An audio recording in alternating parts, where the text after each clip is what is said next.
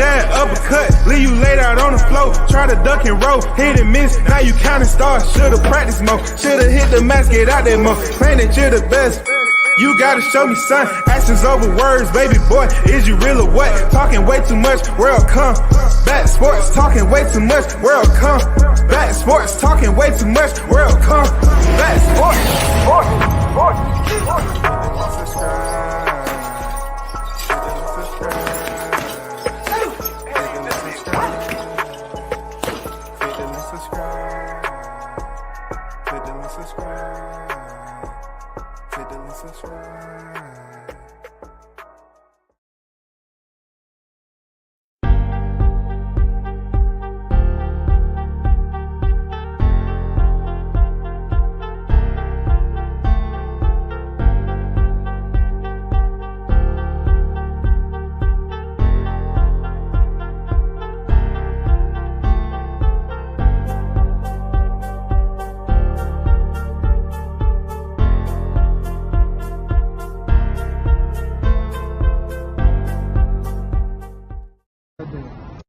Spence, how's he doing? It's been about 3 weeks since the loss. How's he feeling? He's doing good. He's okay, man. Things happen. Life happens. You know what I'm saying? Like you never really know.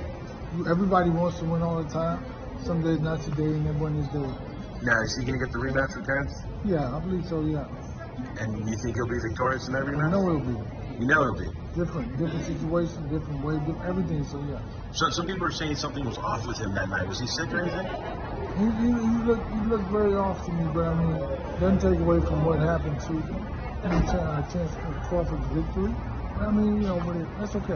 Okay. Right, it's okay, yeah, because a lot of people were surprised by him getting knocked out. But is he still, you think he's a better boxer than Terrence Crawford? I think my guy's a better fighter altogether. I mean, things just happen. I mean, you know what I'm saying? Right. Bad.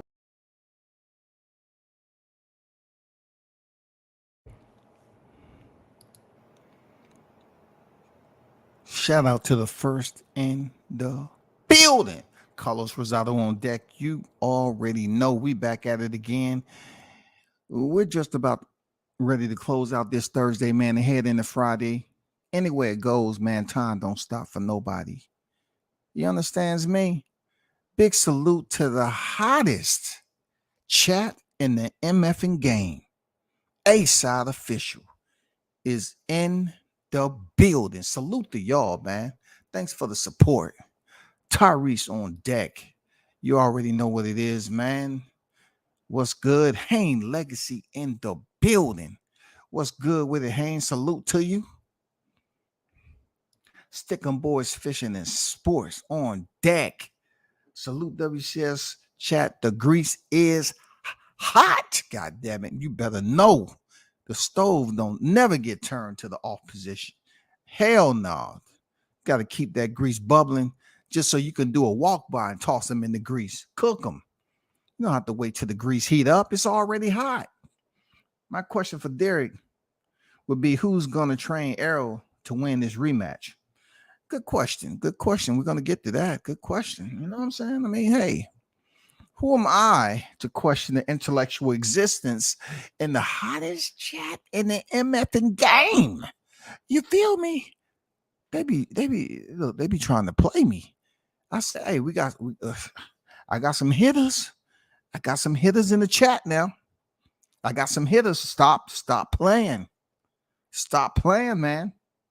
They already know what's popping. You know what I'm saying? They already know. I see you at Carlos Rosado holding down in the hottest chat in the game. No doubt, no doubt. Diddy getting all these big money fights, no money. I mean, more money, more problems. It all depends, man. This is the hurt business. So the problems for him is not so much the money that he's making, is that he's somewhere outside of the corporate world. You know what I'm saying? Like, it's tough being a boxing trainer. Real talk, it's tough, bro. It's extremely tough. It's even tougher when you feel that you don't need a collateral group or a collective group of people to help you out. That's where it becomes a problem. If you feel you can do it all yourself, that is a problem. That becomes difficult, and more difficult because you only one person. You're going to get tired. I don't care what you on. The trainer can be on pairs himself. He's still going to get tired. His body going to break the fuck down. 2 hours a person, you still going to break yourself down. You're dealing with elite fighters. Not only do you have to give them ample amount of time, but it has to be QoS. The QoS, man, the quality of service. You have to have some type of productivity out of the 2 hours.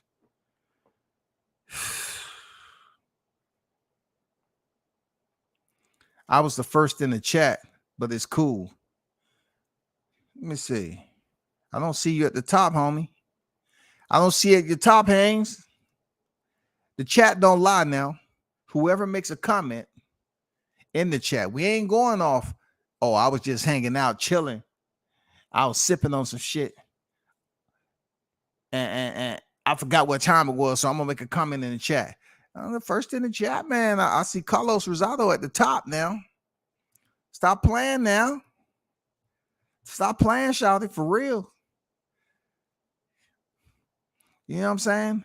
I see, look, only thing I have to do is click on the comment and pin the message. That's the first one on deck, man. You know what I'm saying? I don't know what to tell you, man. You got beat. You know what I'm saying? You was too slow on the draw, man. Them strays ain't gonna like me once I get that wrench one day. What you mean once you get your wrench? Oh, man, human beings are so funny, aren't they? Human beings are so funny. You know what I'm saying? Listen, you do not get a wrench to be effective with strays unless the strays are talking something crazy. One thing about this chat, the wrenches just don't kick people out just because they say something stupid or whatever. You know what I'm saying? I mean, that's everybody else's chat. But you want to hear what they got to say so you can know where it's coming from. You feel me? You know what I'm saying? It's not just okay, well, I'm just going to use it just to kick everybody out. No, then people don't want to show up. I want the strays to show up over here so I can, you know, somewhat hear what they got to say.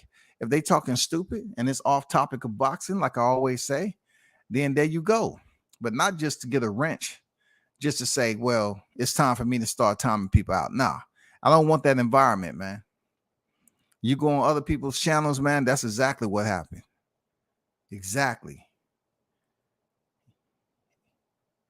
You know what I'm saying? But dang, mother just got down, you know, slick with the tongue and shit. Hey, strays,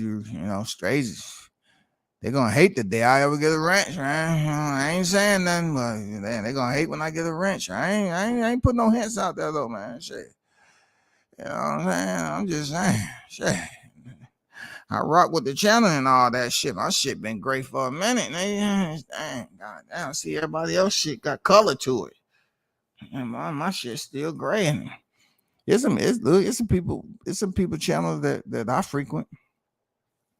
And I'm still gray. It's all good with me. It's all good with me, man. I got proof. I'm going to send it to you. I've been missing a lot of live. I was amped to be the first in the chat. And I'm going to send you a screenshot because me with your live, they messing.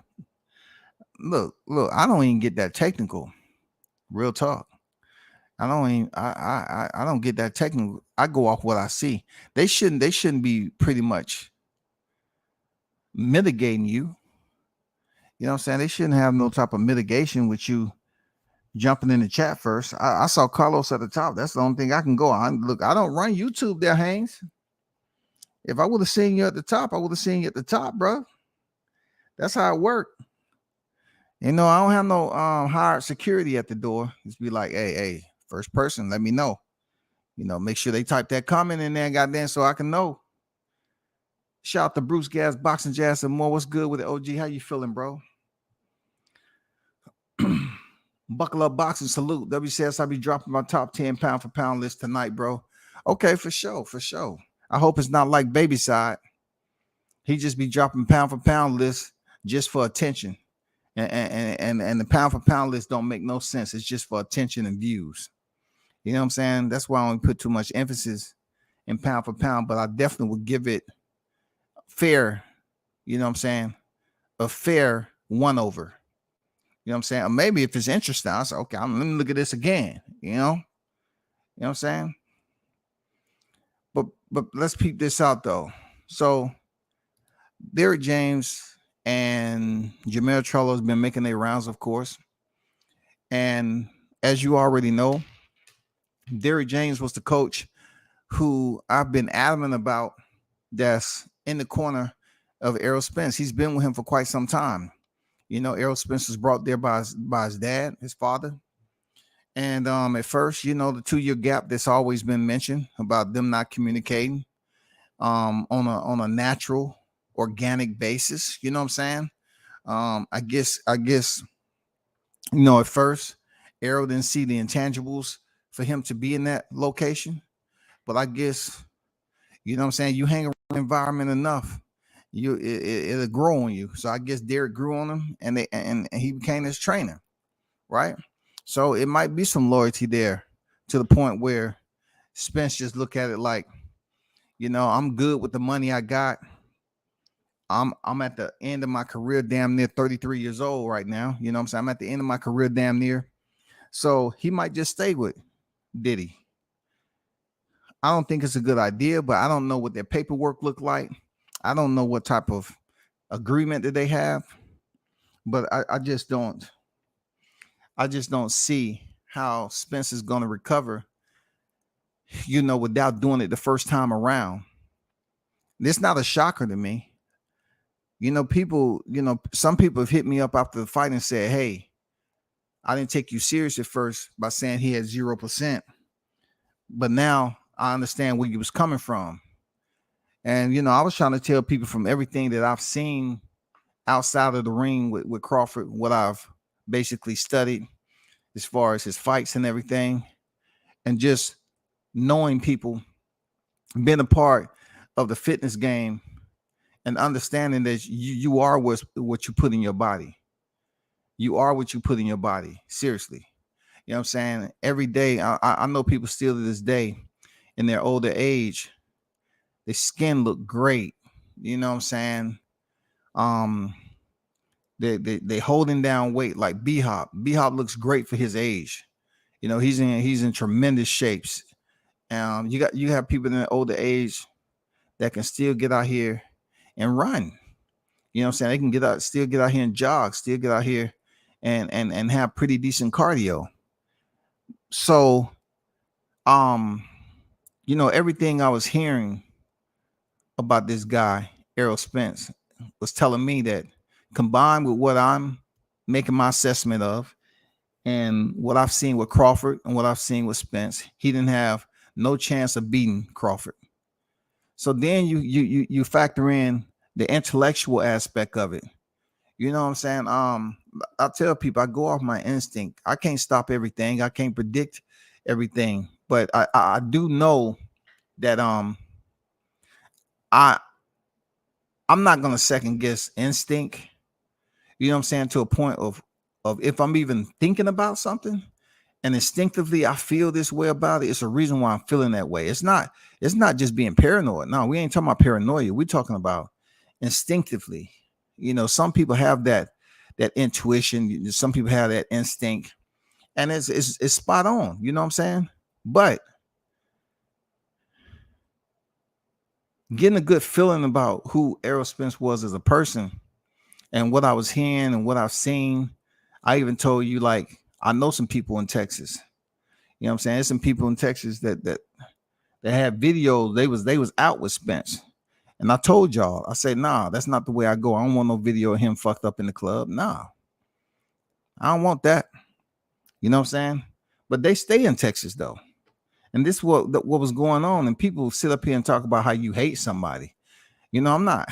If I hate him, I would have did anything and everything. I said, look what I got. I got some gold nuggets right here. I got this vid. Now I wasn't out there to do this shit. I don't want no video unless it's already public record. I don't want to be the first to drop a video of him on his liberty doing what he do in Texas.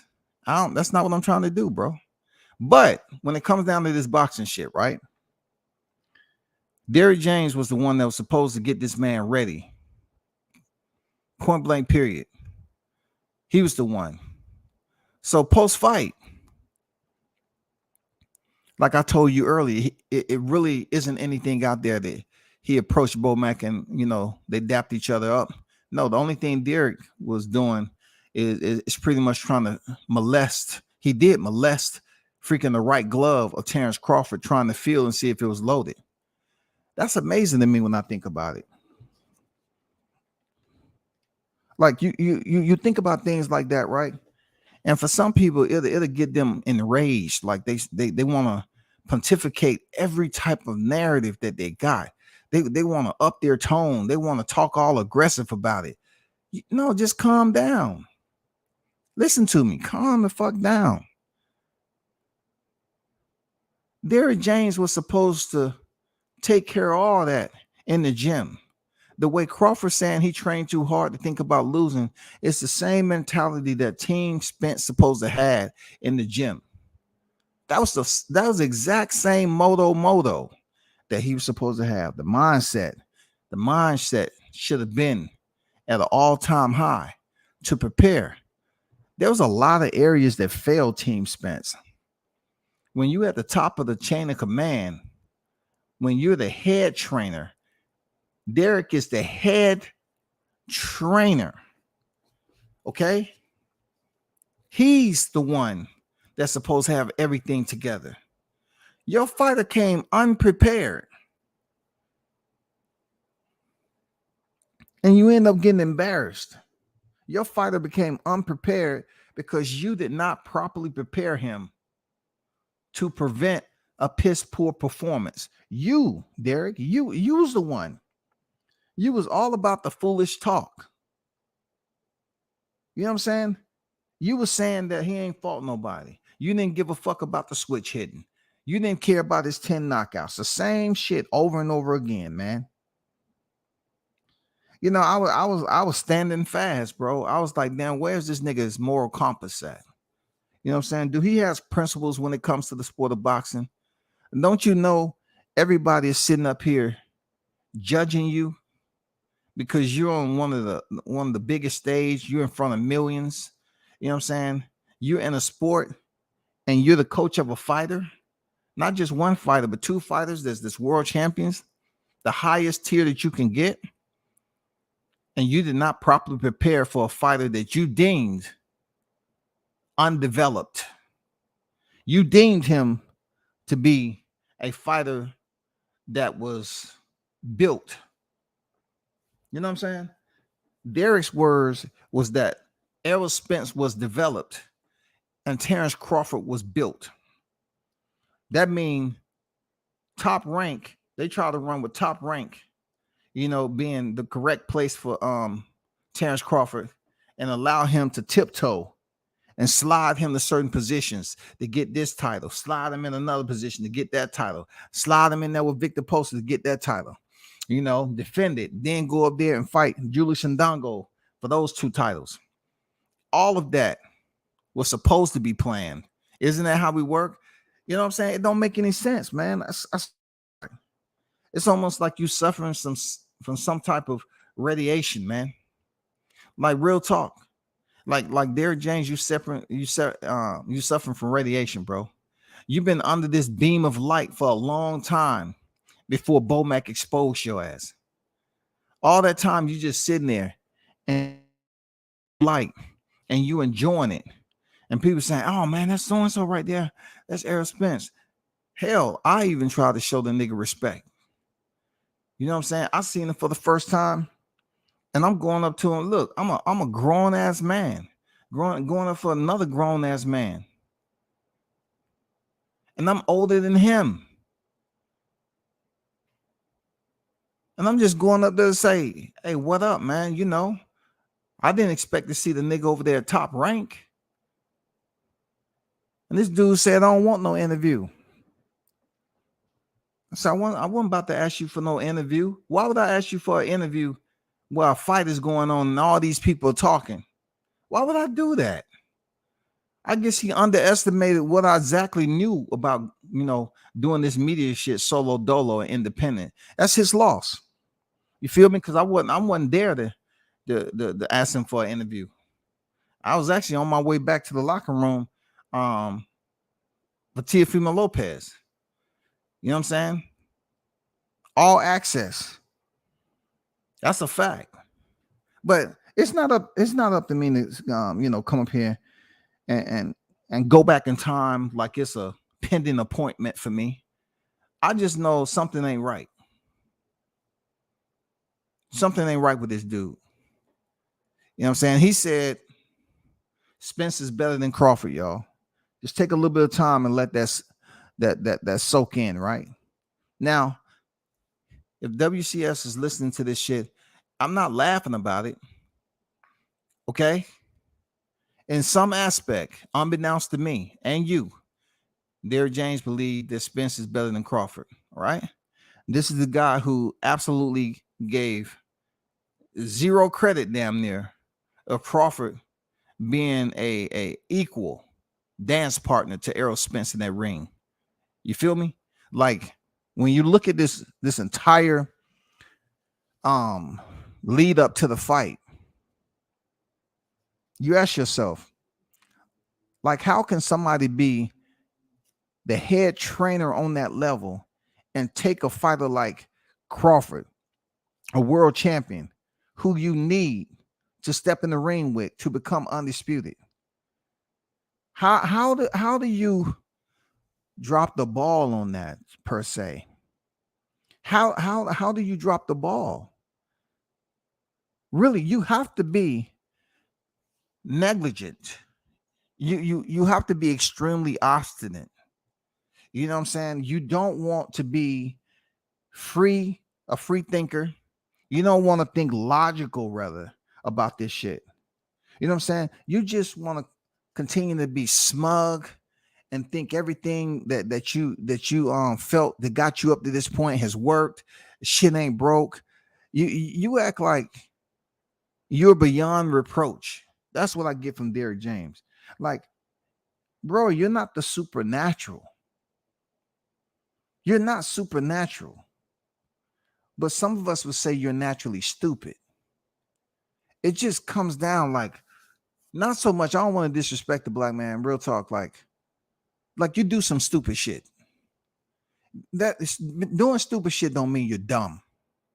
You're only considered to be dumb if you continue to act like you're stupid, when you can actually correct being stupid so people won't consider you to be dumb. That's just about where I'm at with it. Like, you have the choice. If you do something the first time, it was a mistake. That's what it's deemed. That's what it's underlined as. You do it a second time, it's a choice. Okay? Then you have to start looking at yourself. Okay, how selfish am I? That's what Derrick James have to think about. How selfish are you being by not gathering other eyes to help you with this? It's demoralizing to see you go in there in Vegas and your fighter get beat down so bad that the fans that supporting Errol, they're in a psychotic state right now. They're under a zombie hypnosis, y'all. These individuals are mesmerized. They're stuck in a funk, because how can a fighter that day two took for granted, how can this man come up here and do this? Nah, hold up. How can he do that? Derrick James said that shit didn't mean that. We're on the YTC saying he ain't mean nothing. We squawking all the same, man. We're talking the same gibberish over and over again. And they're energetic while they're talking this gibberish too, y'all. Like, they be over there yelling on them panels that Crawford wasn't shit. The Crawford ain't fought nobody. And Crawford, you know what I'm saying?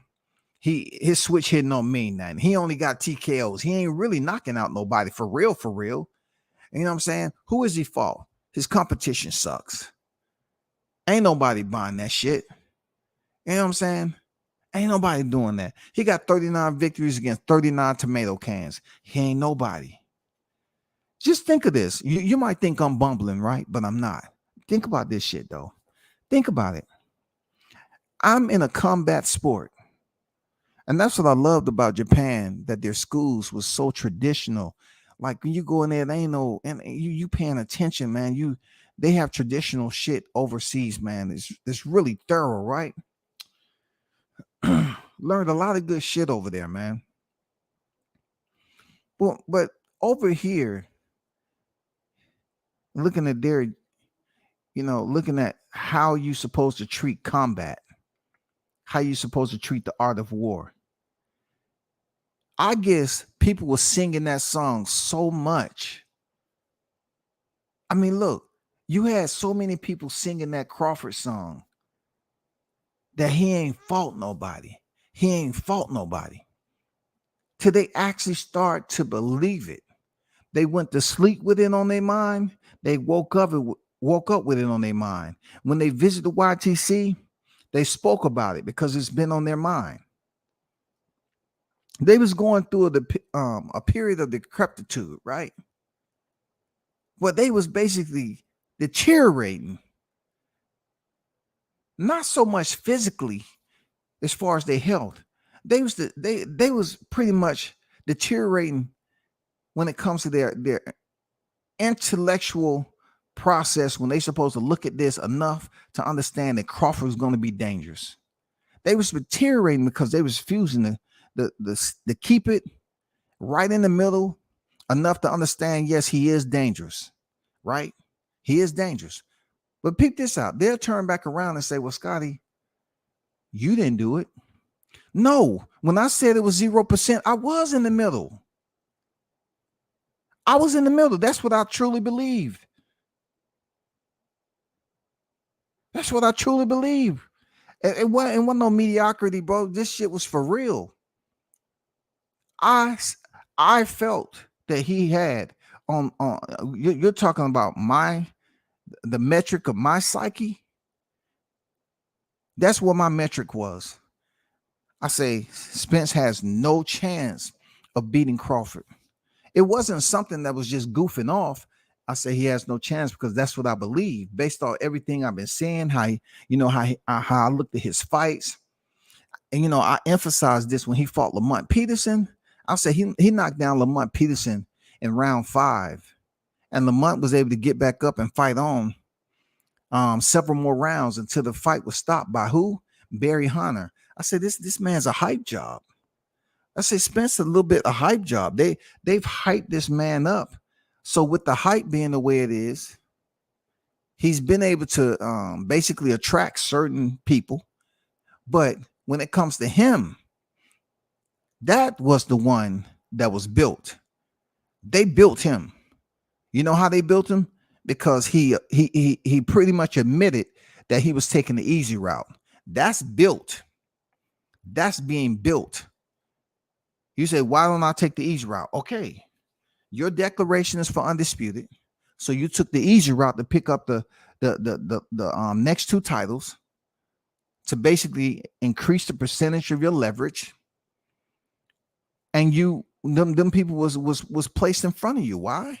Because it was no problem with them being in-house fights. It was no problem at all. Easy work.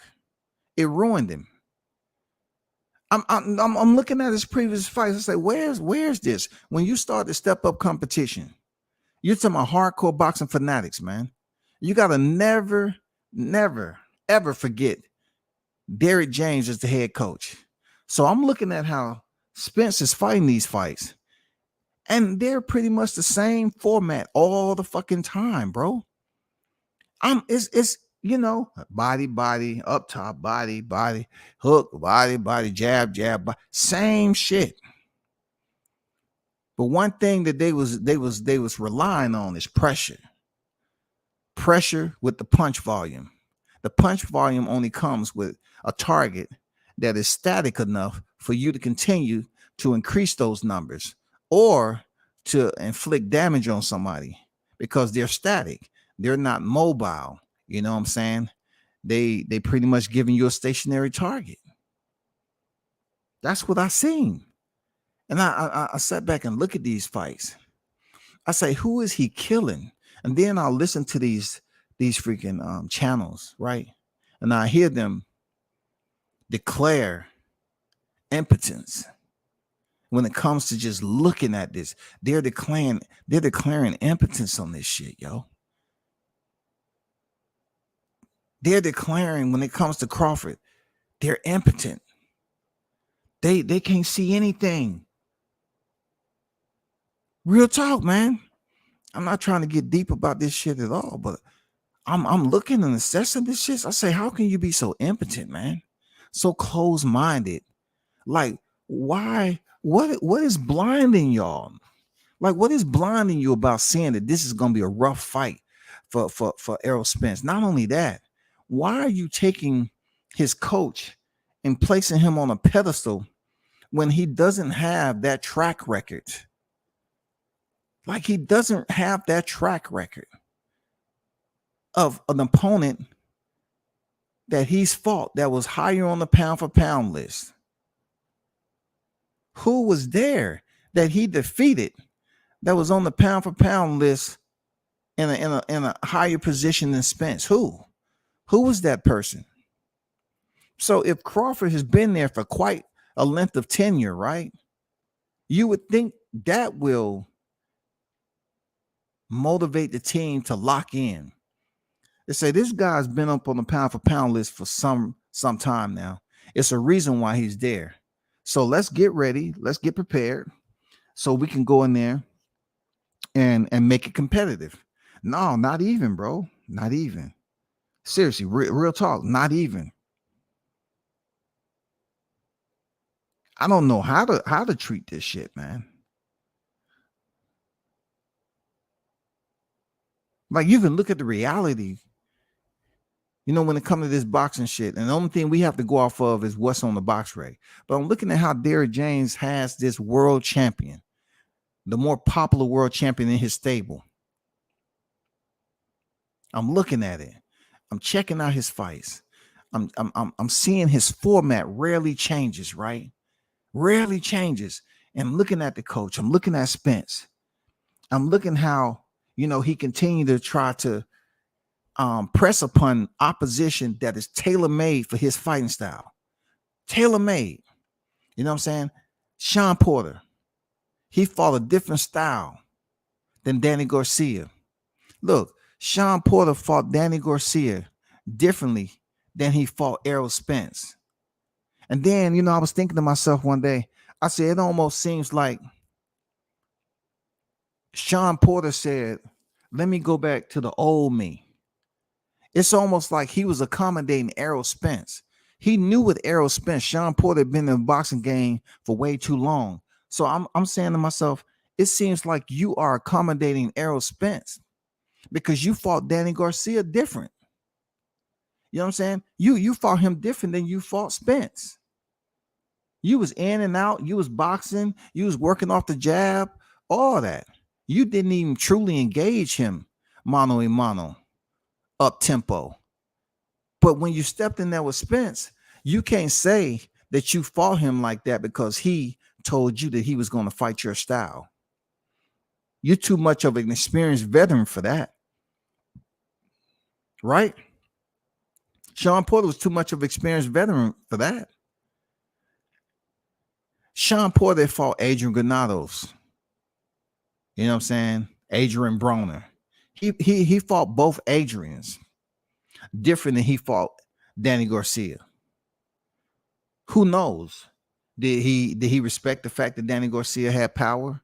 You know what I'm saying? Did he want to play it a little bit safe like he did with Ugas? You know what I'm saying? Once he had the title, did he just want to box? Because a lot of people was thinking that Ugas was going to take take that. And, you know, he didn't get it done. You know, in order to get the champion, you gotta beat the champion. And in order to get the championship belt, rather, you got to beat it, right? But for him to go in there and fight Errol Spence like that, he pretty much, once again, like I say, I've been assessing. He actually accommodated Spence's fighting style by giving him that in your face, head to head grinding type style. So that's what made the fight seemingly the same level of intensity like he was fighting Kell Brook. Kell Brook gave him that style, and even though, Spence was pressuring the shit out of Kell Brook, it was right there for him, right there. You know what I'm saying? Even, Kell Brook was landing some good shots on Spence, but, he kept coming, right? But stylistically, his opponent was tailor-made. Now, you tell me, since Derrick James has this fighter in his stable, and you knew what his fighting style was, how can you just say, if it ain't broke, don't fix it? You trying to tell me Terrence Crawford opponents concealed what you all received on July 29th so well that you didn't see him being tactically destroyed? You're trying to tell me that Terrence Crawford covert tools and weaponry that he never used. You're trying to tell me and a lot of other people, Derrick, that you're the head trainer and this dude was such a tomato can that you didn't give him the amount of attention he needed to know how dangerous he was? You went in there with the mindset that Errol Spence was not don't broke, don't fix it type of shit. So you said, I'm going to send him in there with Crawford, who's a switch hitter. First of all, he's a switch hitter. And you just denounced that shit, right? He has all stoppages. You denounced that shit. You know what I'm saying? Then when it comes to his resume, you denounce the shit with the stoppages to say that's what you're supposed to do. But you weren't taking in consideration that he has some quality opposition on his resume. He has some Olympians. He has some undefeated fighters. He has champions on his resume. He has individuals that was in there to defeat this guy. It's on paper. It was recorded. I'm not gonna lie. I do think about. I do try to put myself in the mindset of Derrick. You know what I'm saying? To see what his process was. I don't give a fuck about those who was supporting him. They fans. I'm not here to think, but as a head trainer in that position, and me being in a leadership position, in the service, our mindset, like, I would show up somewhere early because that's what's embedded in me to get there early, so I can be clear. You know what I'm saying? I got there early and this is why I'm here early. I'm here to get a certain location, you know what I'm saying? So I can get some good pictures. I can get center. I can get my seat. I'm preparing myself. So I'm being proactive. I'm being there on time to get where I need to be. With Derrick James, I don't know where you was proactive at. Like, listen, I know it's people in the past that say they didn't do film study. And a lot of us, boxing fans, we don't know how true that shit is. But for you, Derrick, you chose the wrong time to put that shit out there on All Access to make it seem like you don't do film study, but you're watching film on the goddamn All Access episode. You're watching film. You're watching the fight. Why were you watching the fight? Do you watch film or not? And then if you do watch film and you was out coached, then there's a whole nother problem, brother. That means I'm correct. If you watched film and you pretty much came up with that game plan, which is pretty much the same that we've seen Errol Spence, that means you failed. You failed that man extravagantly. You failed him. You failed him, bro. If you freaking sat up there and watched film on Crawford, and you came out there with the plan you did, and then adjustments, it seems like you was telling him something. You was giving him some type of advice in between rounds. But dude, it wasn't anything that had any effect to slow down the onslaught that was being delegated by Terrence Crawford, bro. Like you failed that man. You know what I'm saying? Like what we seen out there when it comes to you, Derrick James, was unrestricted negligence, dereliction of motherfucking duty, bro. If you watch film on Crawford and that's what you had to offer, and then you come back out here on video and you want to say, we definitely gonna win. How? Oh, it's a different situation. It's weight. So subliminally, you're still making excuses when you say you're not making excuses. You say you're not going to take anything away from Crawford, but yet you are, because you're saying that Errol Spence weight is going to be different. So 7 pounds is going to make a significant difference when he say he walks around at 168. That's still a low weight that he has to cut, bro. If he's saying he walk around 168, and from what I heard, he was still up in the 180s prior to stepping in the ring. You know what I'm saying? I'm talking about not on fight week, but you know, from last year all the way up to this point in July, he was up in the 180s. You know, people talk, right?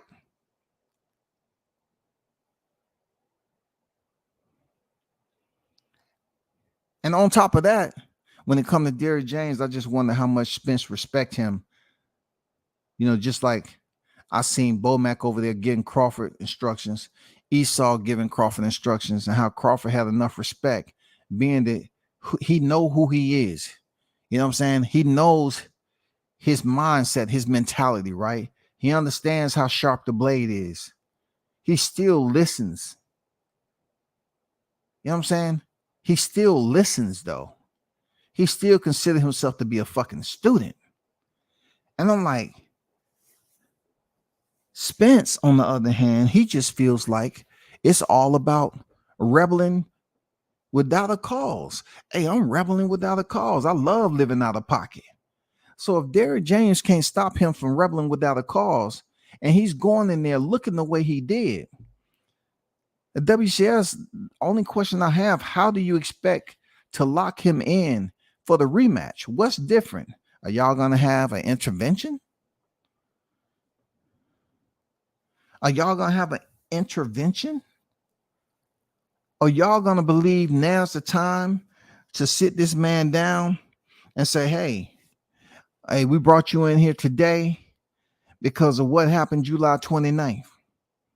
We know some situations that you was a part of that may have affected your performance, but we cannot go out there as a team in this rematch and look less than what we were.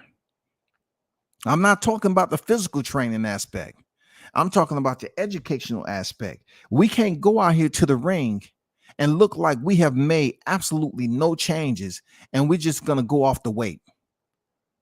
See, that shit right there is dangerous, because if you have somebody that's used to derelict in duty and not really trying to excel, and by excelling, they're going up here doing extra study, then he may rely heavily on the weight and say, well, we all know Spence got better pressure than that. No. He was still trying to pressure. I hear people running with these narratives like, look, you know, a fat kid with donut. They say, well, Crawford didn't take anything. He didn't take the jab away from Spence. Well, in this scenario, how do you explain something being taken? Are you physically removing something? I'm talking about separating it from the actual source, the component for which it's operating. If we're talking about mechanically, are you separating something? No, not in this case. When we say taking away something in this case, it means pretty much restricting them from using it, limiting their functionality. We're used to seeing Spence with a jab. Now we don't. We used to seeing him with a jab on specific opponents. Now we don't. That is removing something without physically separating it from the component for which its functionality is coming from. I don't know why they're running with the narrative that he didn't do this and he didn't do that. Absolutely, he did. He placed the limitation on what Spence could. He took away his advantage. You know what Spence is usually praised for?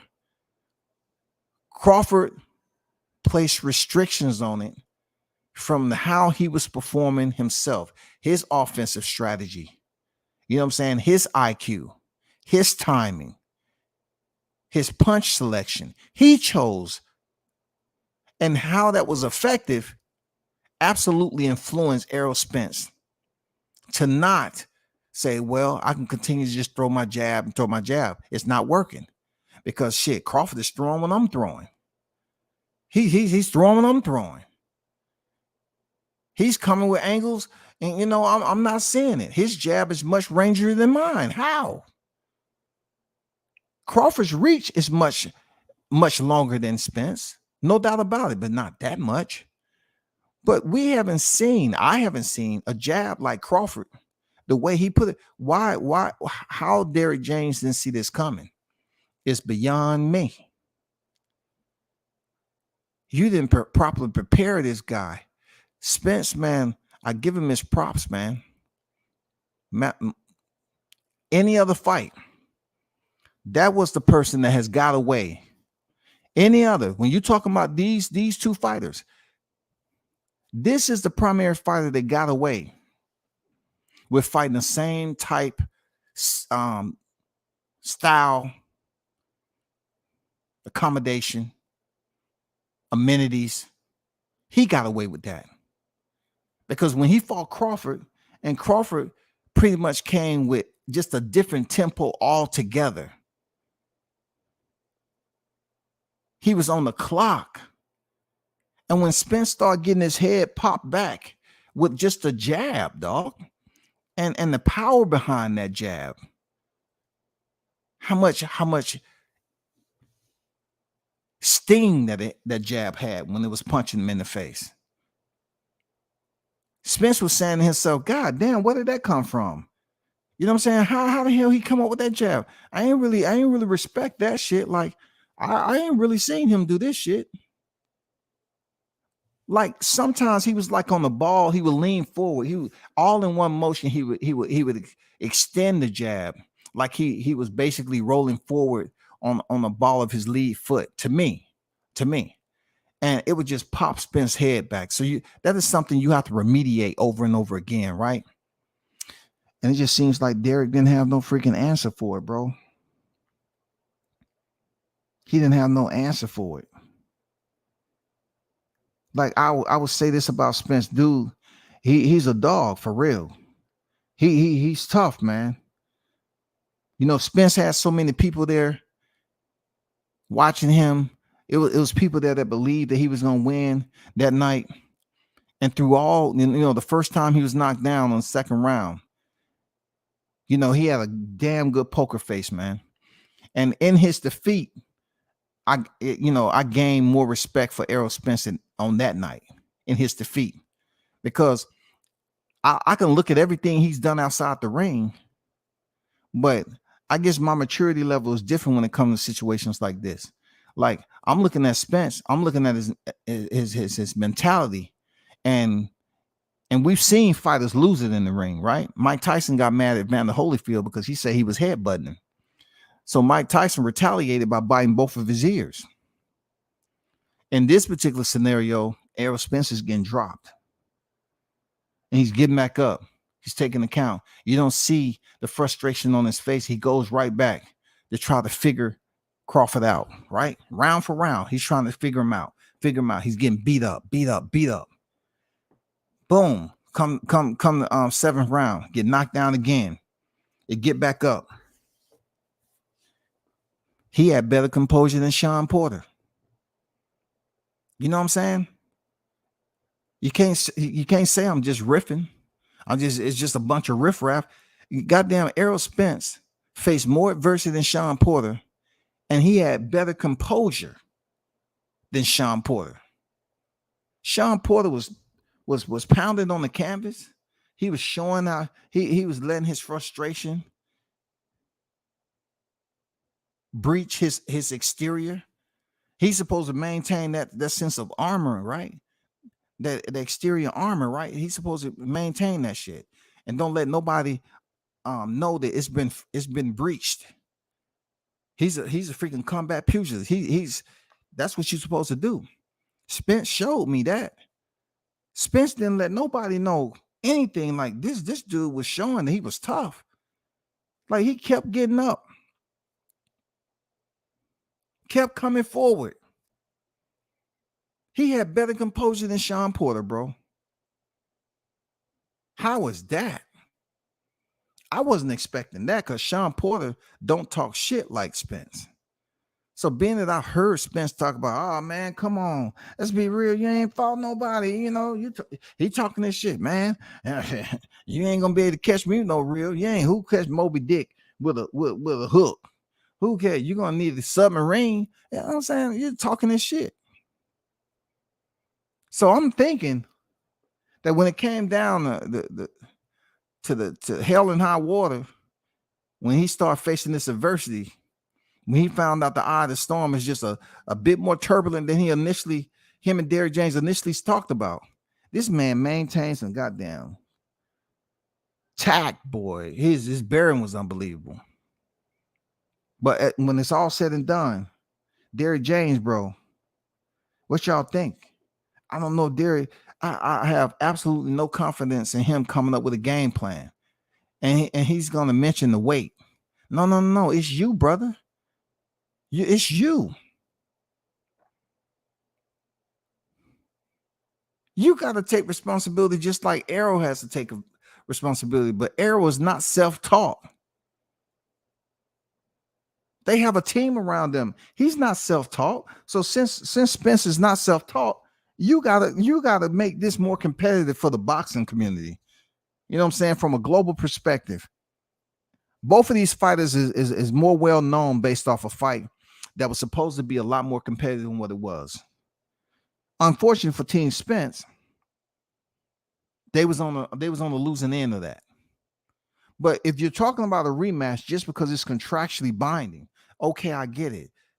But at least come back in there and we don't look at you as just saying, oh man, well, guess what? It's gonna be better because he's at 154 and y'all gonna see the real one. Because he was running with that. If you listen to the interviewer, he said, was something wrong? Was he sick or something? Look, I know who that person was. I mean, he know how to ask pretty good questions too. Real talk. And that was slick of him to ask a question without saying, well, do you think he was on something? He looked a little weird. You know what I'm saying? He looked like he was doped up. No, he said, was he sick or something? You know how they do, right? I try to teach these brothers that, like in media, you they don't expect the brothers to ask questions like that because we get held accountable. But you got to ask the questions. Was he sick or something? Was he sick? I think I saw a little snot bubble come out. Was he sick? Did he have mucus in his lungs? Was cardio messed? You know what I'm saying? They ask those very gentle freaking questions. And Derrick James said, yeah, someone right. No, someone right. What you gonna do, bro? Let me get to this super chat right quick. Shout out to Tough Glove Boxing, man, in the building. My grandmother used to say, it's better to be thought of as stupid than to open your mouth and remove all doubt. Facts. Shout out to Tough Glove Boxing with $5 super chat. Facts. You know what I'm saying? Absolutely facts. No doubt about that. That's facts. But that's how I look at it. And one love to your brother Tough Glove Boxing for the $5 super chat. Much appreciated. Thanks for you supporting the channel, man.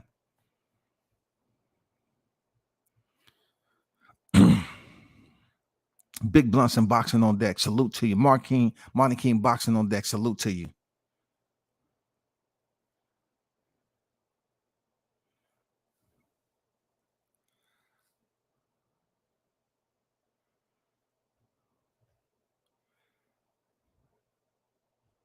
Listen, y'all. Y'all do me a favor. I got 45 likes in the on the vid, right? But it's like over 100 people in the building. Come on, man. Man, if I was talking some shit that didn't make sense, then I can see. But man, y'all need to get the likes up, man. Stop playing with me, bro. Real talk. I mean, I can talk my shit on this boxing for real. I ain't in competition with nobody. You know what I'm saying? Only 45 likes. So y'all just here listening? It's okay to listen. Real talk. It's okay to listen. But we're on a social media platform, man. Just, the algorithm and everything else. You know what I'm saying?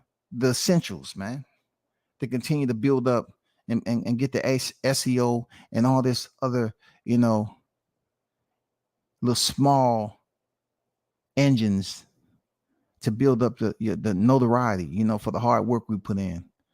Provisions. You feel me? But for Derrick James, man, I'm not trying to speak like I'm a boxing prophet. All I'm saying, when it comes down to the trainer, the symbolism of a trainer, right? He's supposed to come in there, and every trainer is different. Like boxing has trainers all over the place. It's trainers that are good, trainers that are bad. But we're talking about the elite level, God damn it. We're talking about champions. We're talking about the elite level. We're talking about it's a chess match, supposedly. It's supposed to be, okay, you won that one. Now we go back to the drawing board. You always hear that, right? Now let's go back to the drawing board. Now let's go back to the drawing board. This is what we didn't do. This is what we need to do. And look, truth be told, for Jermell Charlo, I don't know who was training him this amount of time and that amount of time, but he's 2-0 in rematches, stoppages. I tried my best. You know what I'm saying? I said, hey, shit. Saying to myself, Jermell Charlo, man, that dude don't play around when it comes to rematches. Okay, all right, right, okay. He fighting. But I don't believe Derrick James was training him the 100% of the time in there. So that's where, with me, it just feels like I become a bit dehydrated.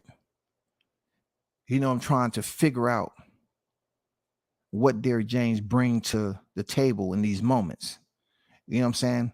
Like, how much do you bring to the moment to claim all the success? Why didn't Bomac, knowing that you have an undisputed fighter in your camp, why didn't he give you the entire cup? That's why, I'm talking about the dehydration deal. Like, it's not much in my cup when it comes to Derrick James as a trainer. It's not. I'm dehydrated. I'm looking to fill the cup. You know how they say the cup runneth over? I'm looking to fill the cup with something for this black man. And just because you've been able to get away with certain things with certain fighters, you have athletic fighters and stuff like that. I'm looking at, how they go in there and fight and certain things they do. And I'm like, why these fighters are not like, these are black fighters. They known to slip, move, use their distance, footwork, mobility. They used to slipping punches, but Jermell Charlo was getting touched up, lack of head movement. Errol Spence getting touched up, lack of head movement. You know what I'm saying? I said, what's going on with their coach, man? Like, why are you a fighter who has 7? I mean, why aren't you teaching them to slip punches rather than block punches? I know they're all in the same. Like, you can teach both, but why are you absent in teaching them how to slip and be defensively minded? How are you supposed to go in here and defeat Terrence Crawford if your mindset is just to go in there and take punches to the fucking face? And you're up here guaranteeing a win. Let me let y'all listen to this again so you don't think I'm just bullshitting, right? Let me allow you to hear this video again for those of you that may not have been here initially, right? Let me play this video for again of Derrick James, okay? Matter of fact, let me take this down.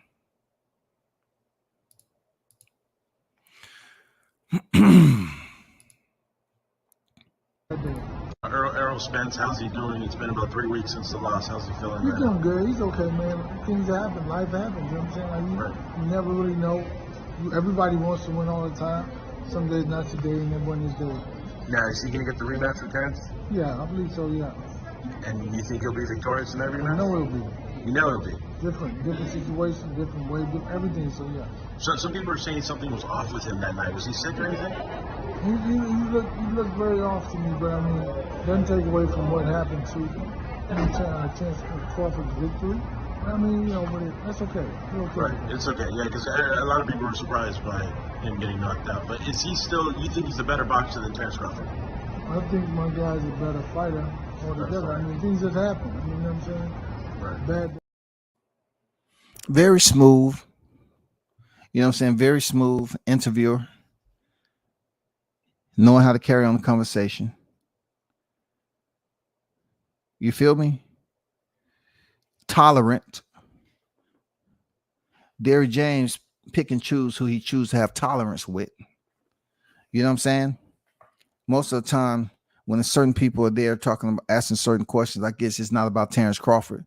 So he's kind of, you know, he don't have to come in there on fire like he's an incendiary superhero or something. Goddamn spitting, you know, balls of fire and shit out his mouth. You know what I'm saying? Holding up his hand and he's on fire and throwing flames and shit at people. I don't know. But what I do want to know is, you know, I'm very curious as, for one, is Spence going to take this rematch? And if he does, you know, take the rematch, because it's you know, he's set to make some pretty good money again. What angle would Derrick take this time? Did he learn something from being embarrassed like that? I mean, because you got to think about it.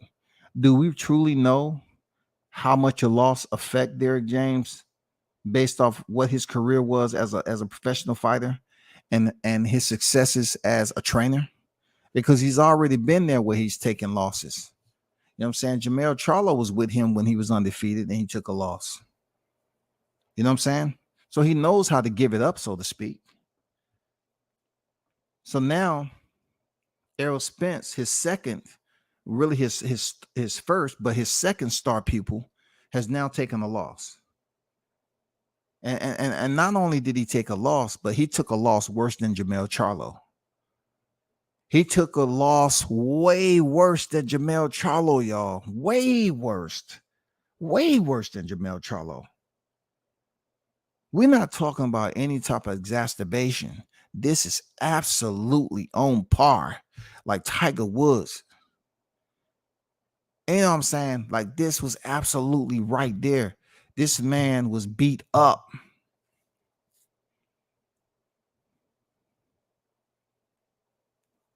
So now you have two of your star pupils. They're taking the L, and the only one they're going to remember is Errol Spence. Now, if you want to pedestrian back into the ring in a rematch, you can't come in that mug like you haven't had a sit down, and there's some conducive table talks that went down, and you all discuss some things by watching film, like I said earlier, and also grab some more eyes and ears. And him, Derrick James, have to be open-minded enough to change at this point. Did you hear him give Crawford? He said not to take nothing away from Crawford. Is he coming around in his senses, or it's just because Bomac and Crawford is not in the area? Because truth be told, I don't think, you know, a lot of people understand how many costumes this dude wear. Because, like I was saying about Jermell Charlo earlier, he seems like he's coming around to give Terrence Crawford his respect. But then, right back, you will hear him talk some crazy shit. I haven't even got to him yet. I haven't even turned the page to Jermell Charlo. I wanted to talk about Diddy James.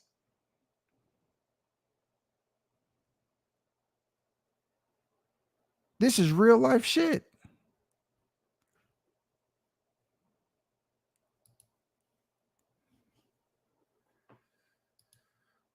boy.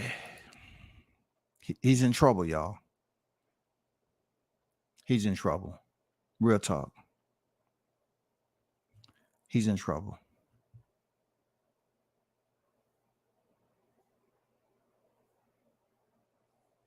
I'm reading some of the comments in here. If you fight Bud 154, he would be slumber for sure. What's good? Salute to Juice Lee. Salute to you.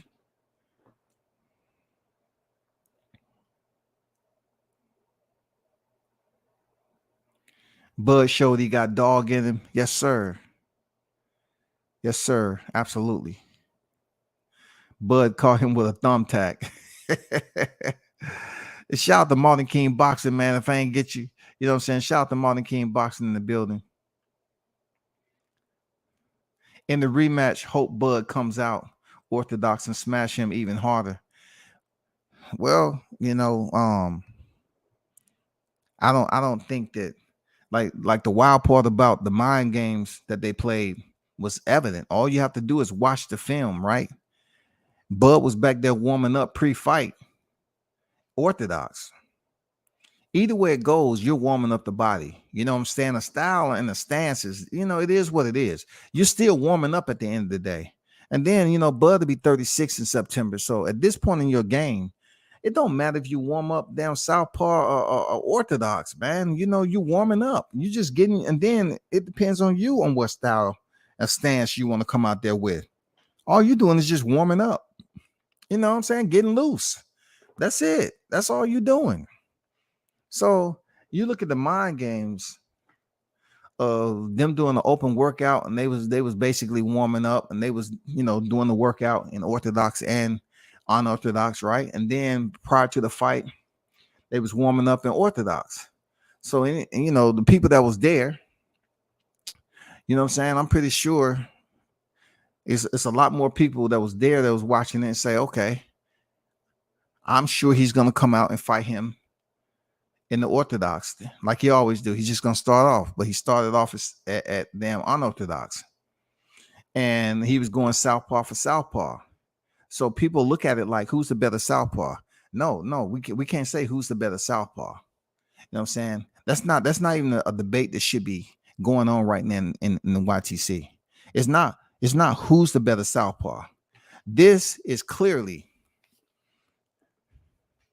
who's the better fighter. Clearly, you have to ask yourself, who's the better fighter?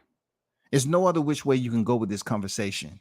If you want talking points, credible talking points, in this scenario right here, it's not about the stances. It's about who's the better fighter. Who is the better fighter of the two? You know what I'm saying? You can't come up there, oh, well, he did this. He left nothing to chance now. He started off in southpaw. I say, okay, they say you the better southpaw, and you this, and then people saying you only fought 2 southpaws your whole career, but all your fans are talking about is how much pressure. They kept talking about pressure, y'all. Like AI was talking about practice. Both words start with a P. The second one is an R, and then it gets a little different. You know what I'm saying? They talk about pressure. Oh, it's all about the pressure. How is he going to withstand Arrow's pressure? His volume punches. And then I heard all these people talking about round per round, how many punches Arrow was throwing. I get it, bro. You know, you want to talk about how many punches. I get it. It's deeply rooted in you. His volume, his pressure, all that is going to be strength that Terrence cannot overcome. I got it. And then peep this out. I was trying to explain to people, like,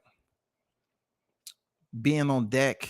I was on deck several times and seeing, you know, as I'm an older guy, right? I'm an older gentleman, right? I seen him wrestling with his people.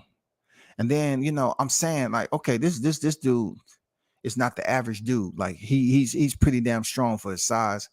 And he's up here wrestling with cats and shit like that. And he got a fight coming up. You know, I seen Shakur Stevenson do the same thing. Shakur on the weekend that he was fighting Jamel Herring, they was up here wrestling in the lobby, man. I swear to God. And dude, the PR, Julie, was about to have a heart attack. Like, I bullshit you not, man. These dudes are different. They different, y'all. These dudes are different. Then I was in Texas and I seen him running routes. I say, God damn, Terrence got some wheels on him, dog. He was up here running routes. I'm talking about football routes with somebody, playing a DB, right? I said, okay, dude got some wheels on him. And then I seen him at the celebrity game. I seen where certain times he was shooting hoop. And then I seen him in the gym. So I'm gathering all this, right? I'm consolidating all this information. And then I'm looking over there at Spence. And I'm saying to myself, you got Crawford, who has wrestling to his resume, and he deals with mixed martial artists. So a time or two, he's definitely in there training with some mixed martial artists, right? So he has that plus. He has that little small advantage in understanding how to work the clinch game, being already he's a wrestler, so he understands the physics of it, right? Then I look over at Spence, and I said time and time before in my life, I said this is gonna be extremely effective once they get to that point of getting close in the clinch, and we seen it play out. And even Errol Spence was on record and saying he's strong. No shit, because he's doing something different than what you're on his off time. Crawford is doing something different than what Spence is doing. Everybody's not a gym rat like that on their off time. Some people like to party, and some people like to be inside the gym, doing shit to continue to keep them ready so they don't have to get ready. And that's what I think every time I looked at this lead up to the fight with Spence. I can let these content creators talk all they want. You know what I'm saying? I even, do a reaction. It don't make me a difference. But real talk, when they talk ill about Crawford, it doesn't piss me off. It doesn't piss me off like that. I just kind of look at it like with a bit of ignorance to it. Like, you know what I'm saying? They really believe this is going to change the outcome on Saturday night. They really believe them doing live streams and coming up with all these narratives that don't make sense is going to change. I'll take it very lightly. You know what I'm saying? I'll do some content off of it now, but in my heart of hearts, I truly believe that he has 0% chance of winning. That's just me. In my heart of hearts, I just felt like Derrick James could not outcoach Bomac, nor could he outthink Crawford. So if I believe Derrick James cannot outthink, outcoach Bomac and outthink Crawford, what do you think I was assuming Spence would do? Nothing. Spence is so known to be one-dimensional. How am I going to believe that he's going to come out the bag with some tricks and he's going to know how to absolutely assist with the adjustments that's needed round for round when he gets in trouble? And we seen it. He didn't make no adjustment. What adjustments did he make? Come on, man. It's probably a reason why the matrimony is the way it is with them. Because per fighter, Spence may feel that he's able to speak a little bit louder and may be able to get away with certain things with James. And James totally understands some of the things that he may have to endure with Spence over there that may have affected his outcome on Saturday night. So it's a fucked up situation. Because Spence may look at it like, hey man, we've been in this for a long time. I know it's a lot of shit that that's not there, but we're just gonna go in here and try to run the gauntlet with it. We're gonna try it out, man. That's all we can do. We're gonna try it out. We know we can't fix a lot of shit. We just haven't had time. I know I ain't show up to the gym, all the time when I supposed. It's a lot of shit I can assume, bro. It's a lot of shit I can assume, people, and it's not out of maliciousness either. It's just based off what I heard, and then people say, "Oh, you heard that?" No, it was more than heard. It was more than heard. Now it's difficult. Like when people find out, you know, you've been out here moving for a while, and you've been rolling solo dolo because it's people that just didn't see you on the radar because they wasn't even on the radar. There's a lot of cats didn't know shit. They haven't hit the roadway. They haven't went out here to these fights. You know what I'm saying? I drove all the way from the A to Texas. I've been to Texas several times. Several times. I still know people in Texas, but these cats on the YTC will never know who I know in Texas. So you find out things in Texas. You meet people. You know what I'm saying? I got family in Texas too. And look, don't worry, they don't have my same last name.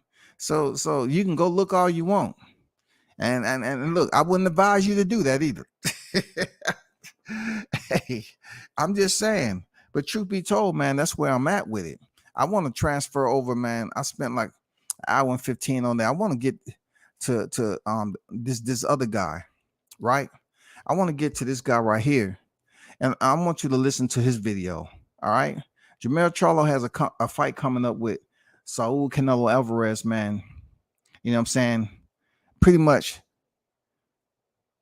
one of the kings of this boxing era. Real talk. Canelo is on a whole different stratosphere. We're not talking about levels, stratospheres. But listen to what this guy, Mel Charlo, said. I barely got a little sweat. I ain't too hot. Jermell, you think you're the guy to finally beat? You think you're the guy to finally beat Terrence Crawford? I knocked him out. He used to get dropped a lot of weight. You said you're gonna knock him out? Yeah, I'm knocking him out. He used to get dropped a lot, is what you hear? So did you hear the guy trying to be funny? And you know, he like, look, they know Jermell's trying to go around here and be on this nice little facade that he's putting on.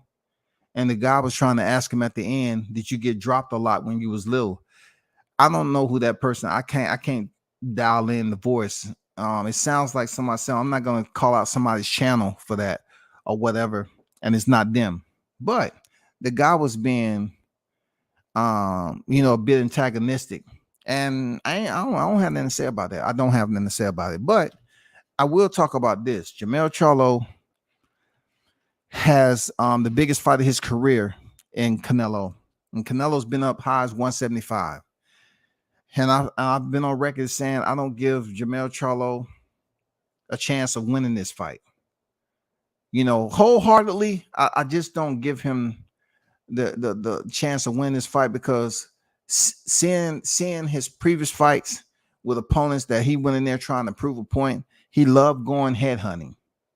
You know, head hunting is nothing new to Canelo. Freaking Triple G tried to do it. You know what I'm saying? Head hunting is nothing new to this guy. There's been plenty of people that wanted to take off Canelo's head. You know what I'm saying? The man got good defense. The same defense goddamn Errol Spence and Mel Charlo should have. You know what I'm saying? How did he learn defense? And y'all don't have defense. So since Canelo understands that y'all are absent of defense, guess what he's going to do? He's going to make you use that defense by all means necessary. If it means covering up to the body, you know, landing those hard shots to the body, freaking punching the freaking side of the bicep, tricep, or whatever, a shoulder, man, he's gonna do it. Now, I don't know if you all seen the attire that Charlo had on. This dude is dressed up, long sleeves and everything, and Canelo's just dressed comfortable. You know what he's trying to do? He's trying to give the people no type of view of what type of shape he in, just based off forearms alone. He's wearing loose clothing, y'all. This what type of mindset is. Do you see Canelo doing that shit? Canelo can give two flying horses on how his arms look. He's goddamn Canelo, bro. But Charlo's up there with long sleeves on, loose clothing. I don't want y'all to see anything. I don't want y'all to see how big or small I am. This, that, and the other. And then, you know, me and Blunts was and in the chat, I say, look at those freaking white cinder blocks he got on. And I know there was some custom shoes. Those Balenciagas, man, Balenciagas. I don't care. They're ugly, dog. Them motherfucker, the sole on them joints. Jesus, man. They need to get them shoes to firemen. They wouldn't need a ladder with them shoes. Hey, man, put them on. It's going to boost you up about maybe 8 feet. Okay? Now, you need to hurry up and go in there and get it done because the soles will melt on you now. But you won't need no ladder. You just have to just jump up there, grab hold of the ledge, and go in there and goddamn rescue them and put them down here. You don't need no ladder. This is new. This is new era of technology. So you saying these shoes that have a 5-foot sole on them, I'm gonna be able to hop up? Yeah, man. They got springs in them. They have a whole freaking engine in them joints. But Jamel Charlo hasn't grown into being in this position. He's still trying to hide shit from us. Who cares? Dude, you're moving up 2 weight classes and you up here in goddamn the summertime wearing long sleeves so nobody can tell what type of shape you in. If that ain't some old school juvenile type behavior, like Canelo's relaxed. He's in the top of the high end of freaking fashions. You know what I'm saying? He's wearing solid color silk shirts. He's not worried about how his elbow to his hand look, how many veins. He's not worried about how y'all think how big he is. See, that's why it's different, bro. Like Canelo is not on that fucking time, dog. Just like Terrence Crawford. Crawford came in there, he had a short sleeve shirt on. And people, I remember they were saying how small Terrence was, how big Errol was. Once again, stupidity. Because if they would have known anything, they have to weigh in. And how did Errol look when they got rid of the weigh in? He was small as shit. He looked like he had lost weight since the freaking Beverly Hills press conference. He looked like now he was really feeling it. But when it comes to his fans on the YTC, what were they saying? Oh man, he's way bigger. Oh, Terrence looked like a little kid. Ha ha ha. But he was way ahead though. Nobody's seen Terrence out there in Vegas running the hills that close to fight week. So who was actually smarter? Which team was more equipped for a fight of that magnitude? The all in favor of going to on the side of Team Omaha because they was more well prepared. Now, I don't know where Jamel Charlo is believing that he's going to knock Crawford out, right? I think it's just good for the talk because, truth be told, I'm gonna be honest. I don't think Jamel Charlo, he takes an L with Canelo. I don't think he's gonna want to hear any talks about Terrence Crawford. Because right now, you're talking about coming down, however you lose, right? I don't see you winning. However you lose,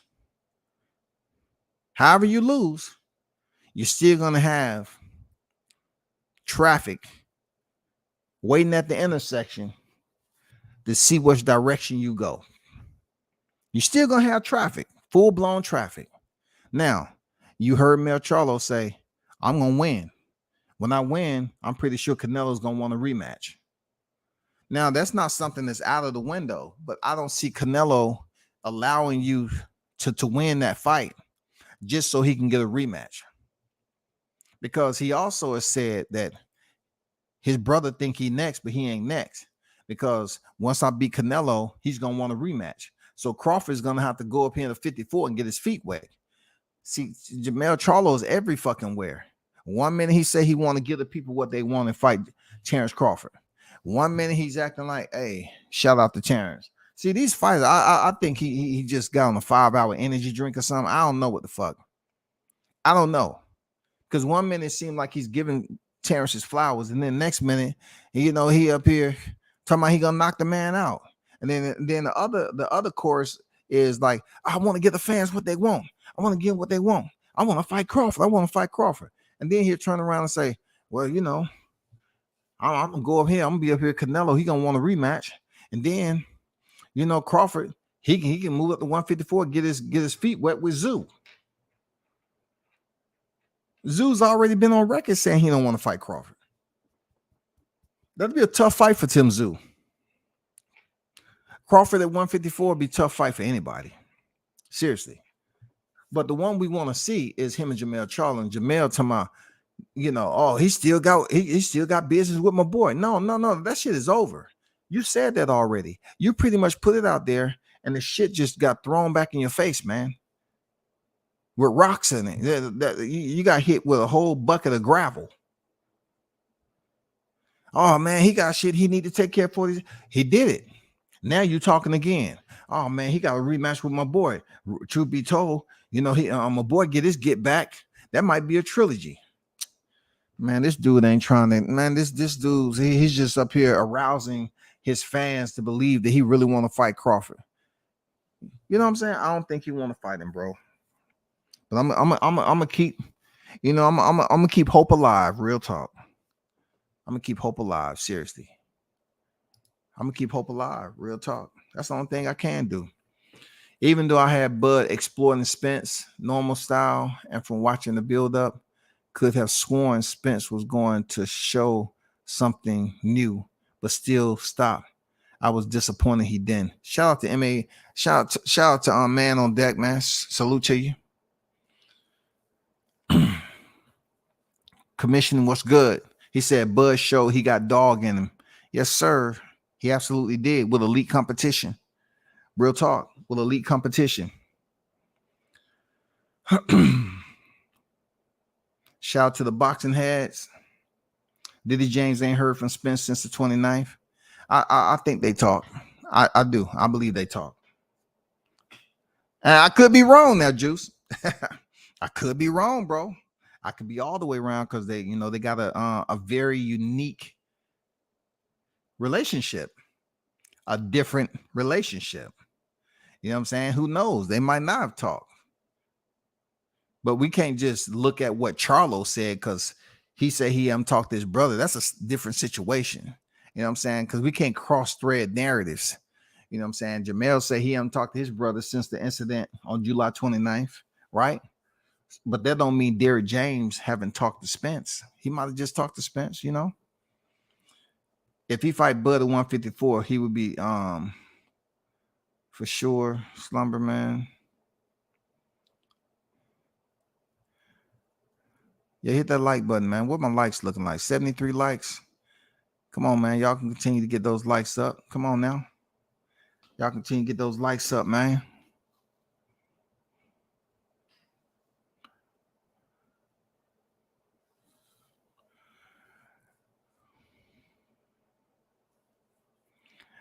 Slap dog with a mitt, and Spence walked back into the corner.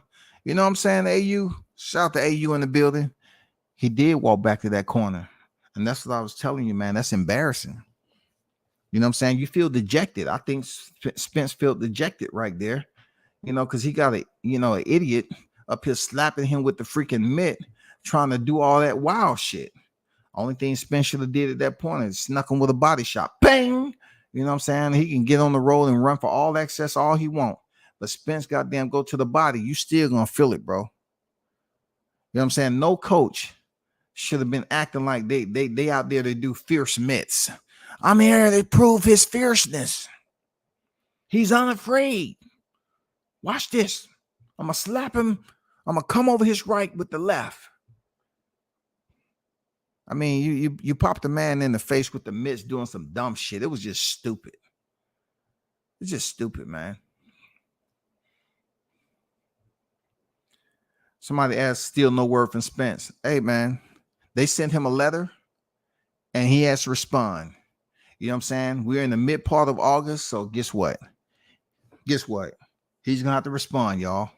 He's going to have to respond. No doubt about it. To the hottest chat in the game, Spence is going to have to respond if he's going to take that rematch, y'all. Come on, man. He's gonna have to let the people know if he give a damn to come back and get this work. He has to let us know, y'all, is he's willing to come back and get this work. Are you willing to come back and get this work, there, Spence? Because you got your people out here looking and sounding crazy. Are you willing to come back and get this work? Do you have it in you? Because I know the money is going to get you right. You over there in Spain, you say you're going to take Pops to Africa. I know you out there chilling, you eating good, you just enjoying some shit. You thinking about that ass whooping Crawford put on you. You thinking about what you got to do better. Can you do better if you want to do better? You know what I'm saying? It's a lot going on. You know, you got your fans over here still talking about Bud Crawford. You have a lot of babysitting to do, man. You know what I'm saying? You have a lot of babysitting to do. You have a lot of babysitting to do. Truth be told. I'm not lying. DJ 7 on deck. Dude saying Spence didn't look like himself. I told him, should have ate a Snickers. Okay. I see you. That was slick. Okay. I got you. Okay. I got you. He said he should have ate a Snicker, man. God damn. See, most people wouldn't have got that, but I do. All you have to do is look at a Snicker commercial. But hey, I can give you flowers on that. That was slick. You know what I'm saying? You know what I'm saying? You trying to say, God damn it, all Diddy James had to do was help him get a Snicker, and then we would have seen the real Spence appear. The one that's just banging and ringing. You know what I'm saying? Letting them shots ring out. Folding Crawford up. Pushing him up against the ropes. Pressure. Yeah, I know. Then, hey, guess what, DJ 7? You might have just gave them an idea. They might have been listening in and say, oh, shit, what? The aerosexual's running to do a thumbnail right now. For real. They say, well, we finally discovered what he didn't get. He should have ate a Snicker. Caramel and nougat. And nuts and chocolate. He should have ate a Snicker bar. Yeah. It's gonna take more than a Snicker bar, goddammit. But salute to that though. Hilarious, man. We all know Bud is already adapting for the rematch. The pressure to improve is all on Spence.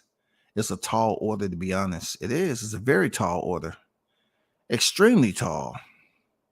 You know what I'm saying? Empire tall. I can say we didn't see 100% of Bud. You know, a lot of people have been guessing in the dark for a long time. How many tools to the cachet does Bud have? And then, you know, the what's the best way to say it? I would say the complexity of it is that they say the man did not have competition to bring it out of him. Okay, I got it. But then when he fight the competition that's supposed to be the guy, him, H-I-M, it's supposed to be him, Spence.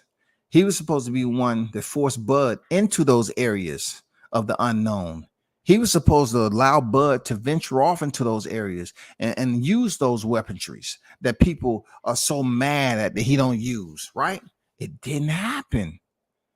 So damn, imagine how good Bud truly is when it comes to this boxing, how great he is, bro. People are up here knowing that he's not even using everything that he's been blessed with. He's been taught. He's been trained. So you have to think about Team Spence going in there training for what they actually experience in there, knowing that Bud has other levels. Bud has other levels, bro. He has other tools that he just didn't have to dip into. He didn't have to go in there and be selective. Oh, let me go to this right here. Let me go to this right. I need to use this. Okay. Spence didn't look like they did their homework. Okay, all right. He was in full control. He was in full control, y'all. All Bud need is a gun, and he's basically John Wick. You know what I'm saying, Carlos? You know what I'm saying? You know what I'm saying? All he needs a gun. He John Wick. You know John Wick. He might have a magazine that hold 10. But when when he in that moment and they shooting that scene, that clip never runs out. Damn. Okay, when did he change now? I know that shit only had 8 rounds. You know, goddamn, he done shot a total of 50 right here. God damn. And I did see his gun slide up under the car. How did he get another weapon? Oh, I forgot. He up here fighting niggas barehanded. They shooting at him and he ain't getting hit. Damn, dog. Spence has become a whole new fighter from what he's been doing the whole career. In just a few months to have a chance to beat Bud. It's not happening. It ain't. I agree with you, Andrew. Shout out to Andrew Charles in the building. I agree with you wholeheartedly. 1,000, 100,000%. It's not going to happen. And it's not going to happen because he got Diddy James with him, bro. He got Diddy James with him, period. And look what somebody paying attention. He went straight to low blows as per usual. Look, nobody even talking about the low blows, but they want to talk about Crawford hitting behind the head. Harvey Doc had to warn Spence for that. He had to warn him. But they talking about Jamel Charlo talking about he was hitting behind the head for real. Dude, Spence was trying to goddamn slow Crawford down and hit him below the belt, man. And just because he liked going to the body, he was like, oops. Let's see if I can drop Crawford. I can't drop him any other way. Let me see if I can go to the cup. Let me see, can I go to the cup now? Let me see, can I drop him that way?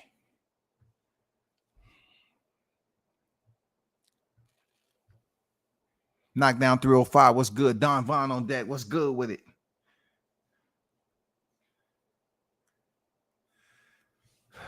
Jessica on deck. It's really man down for them Spence fans. Hey, that's what they say. That's what they say. It's man down, but I don't see it. The reason why I don't see it, because if they was man down, why you keep talking about Bud though? 2-time undisputed.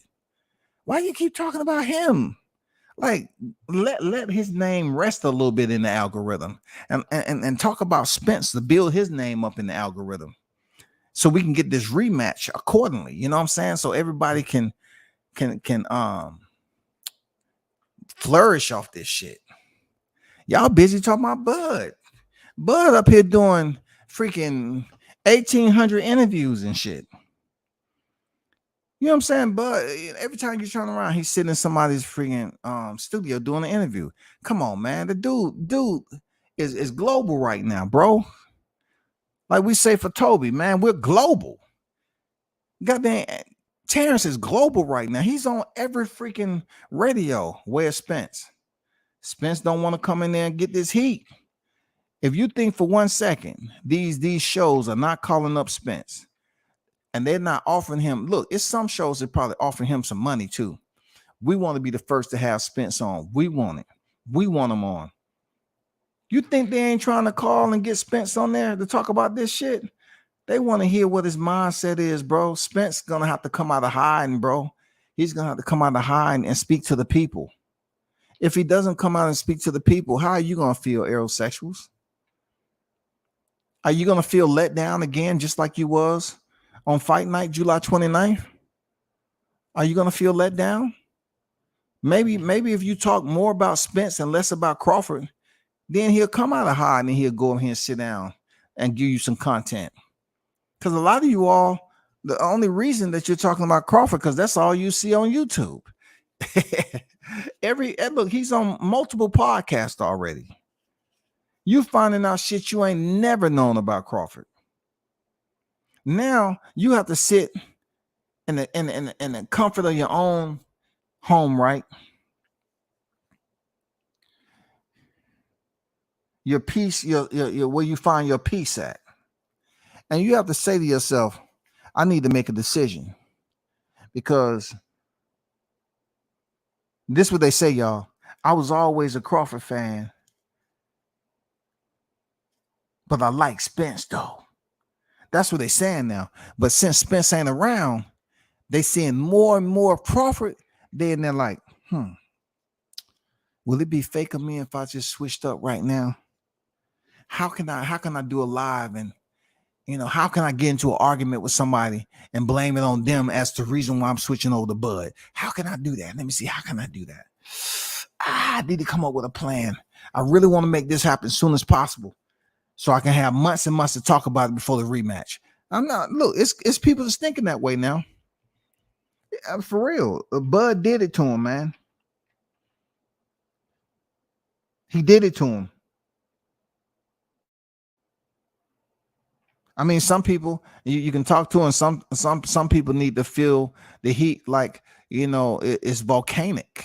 You know what I'm saying? You got to give them the volcanic type of treatment. You take a little drop of lava and drop that shit on them. That's the only way they know. Like, damn, dude, that shit burnt all the way through my shit. If you wanted my attention, all you had to do is poke me on the shoulder. Nope, I tried to already. But man, y'all hold this shit down. I appreciate y'all for pulling up, man. I'm not gonna stay on here too long, but goddamn it, Jamel Charlo, he needs some medical help, bro. Even Gary Coleman had to come out and say, "What you talking about, Jamel?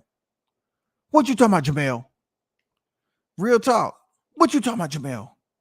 Talking about you gonna knock out Crawford? Stop it. Stop it right goddamn now." But man, thanks to the hottest chat in the MFing game, man.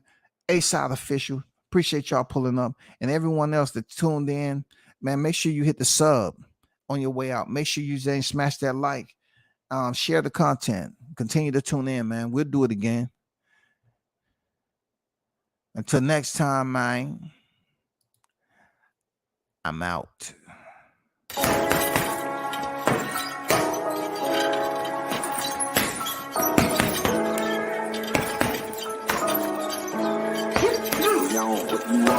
Left jab, uppercut, leave you laid out on the floor. Try to duck and roll, hit and miss. Now you counting stars. Should've practiced more. Should've hit the mask, get out there more. Claim that you're the best. You gotta show me, son. Actions over words, baby boy. Is you real or what? Talking way too much, world come. Back sports, talking way too much, world come. Back sports, talking way too much, world come.